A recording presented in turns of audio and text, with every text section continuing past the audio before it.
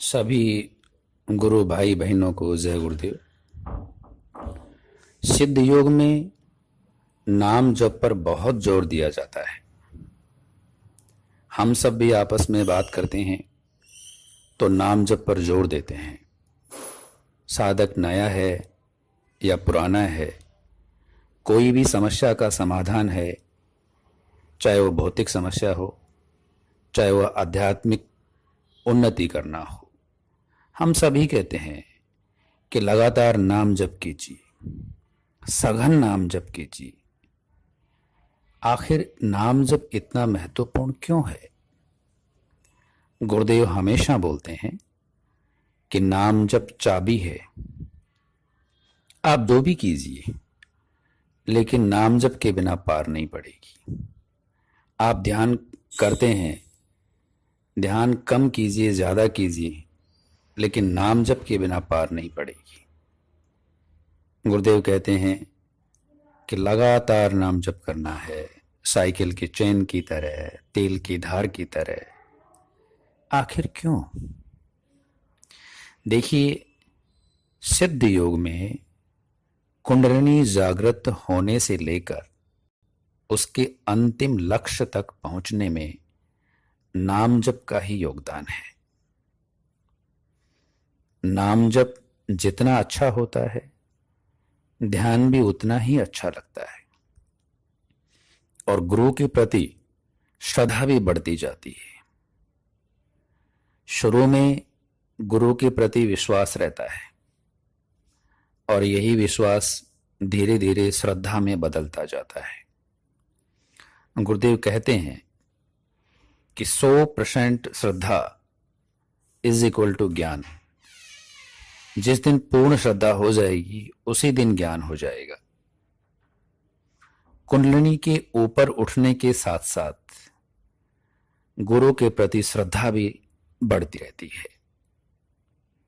इसलिए लगातार नाम जप करना है। नाम जप करने से खुमारी आती है और बहुत से गुरु भाई बहनों को खुमारी का अनुभव होता है। ये बहुत ही आनंददायी होती है।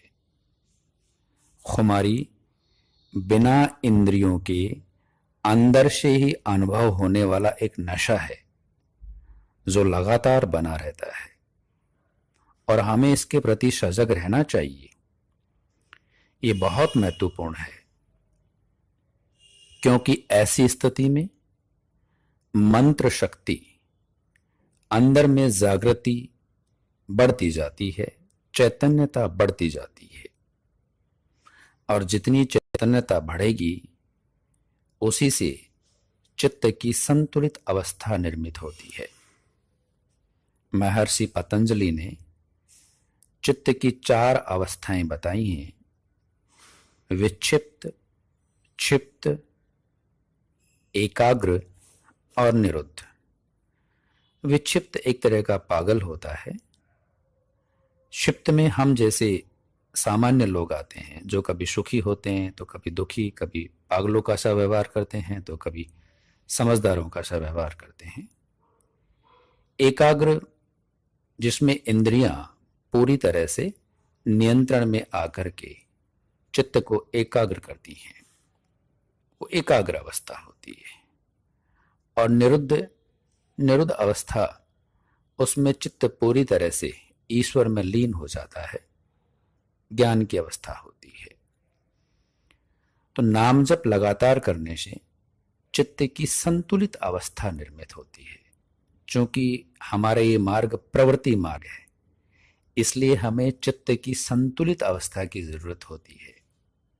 ये त्याग का मार्ग नहीं है, इसमें त्याग करने की जरूरत नहीं होती। चित्त की संतुलित अवस्था निर्मित होती है, उसी से ही सुख दुख में संभाव पैदा हो जाता है। प्रतिकूलता में हीन भावना नहीं आती और अनुकूलता में अहंकार पैदा नहीं होता। नाम जप से चित्त शक्ति, कुंडलिनी शक्ति चित्त को निर्मल कर देती है, जिससे बुद्धि का निश्चयात्मक रूप विकसित होता है। अर्थात विवेक जागृत होता है, जिससे यथार्थ ज्ञान बाहर आता है और बाहर की समस्याओं का समाधान करता है। उसके अलावा आत्मा का जो गुण होता है, शुद्ध, बुद्ध, नित्य और मुक्त, उसकी तरफ भी ये यथार्थ ज्ञान हमें लेकर जाता है। नाम जप लगातार करने से साधक दिव्य रूपांतरण की तरफ बढ़ता है। दिव्य रूपांतरण, डिवाइन ट्रांसफॉर्मेशन की बहुत सी बातें होती हैं। हम सब लोग इसकी बहुत बातें करते हैं, लेकिन दिव्य रूपांतरण कब संभव है? देखिए, प्रकृति 3 गुणों से बनी है। सत्य सात्विक गुण होता है, तम तामसिक गुण होता है और रज राजसिक गुण होता है। इन 3 गुणों से ये प्रकृति बनी है। इन तीनों गुणों के जो अधीन व्यक्ति होता है, जो गुण जिसमें प्रधान होता है, डोमिनेट करता है, उसी हिसाब से व्यक्ति आचरण करता है, उसी हिसाब से सुख दुख को महसूस करता है, उसी हिसाब से वो इस संसार के प्रति अपनी दृष्टि बनाता है। और जो इन तीनों गुणों के अंदर रहता है, उसमें प्रकृति की सभी घटनाओं का सुख दुख के रूप में अनुभव होगा। डिवाइन ट्रांसफॉर्मेशन क्या है? लगातार नाम जप करते रहने से सबसे पहले तामसिक वृत्ति का दबना शुरू होता है और धीरे धीरे तामसिक वृत्ति पूरी तरह से सुषुप्त अवस्था में चली जाती है। उसके बाद राजसिक, धीरे धीरे राजसिक गुण भी सुषुप्त होता है और सत्व गुण की प्रधानता बढ़ती जाती है। सत्व गुण जितना ज्यादा होता जाता है, उतना ही आनंद की अवस्था निर्मित होती है। लेकिन फिर भी दुख और तकलीफें बनी रहती हैं। डिवाइन ट्रांसफॉर्मेशन नहीं होता। जब तीनों गुणों से मुक्त हो जाए, त्रिगुणातीत अवस्था आ जाए, अक्सर हम ईश्वर के लिए त्रिगुणातीत शब्द का प्रयोग करते हैं। इसका मतलब ये है कि इन तीनों गुणों से परे हमारी अवस्था निर्मित हो जाएगी। उसको डिवाइन ट्रांसफॉर्मेशन कहते हैं, दिव्य रूपांतरण कहते हैं। और ऐसे व्यक्ति पर प्रकृति में रहते हुए, प्रवृत्ति मार्ग पर चलते हुए, आनंद का भोग करते हुए, सुख और दुख से परे रहते हुए ज्ञान के उच्चतम स्तर पर पहुंच जाता है, जिसको मुक्त अवस्था कहते हैं। नाम जप लगातार करने से ही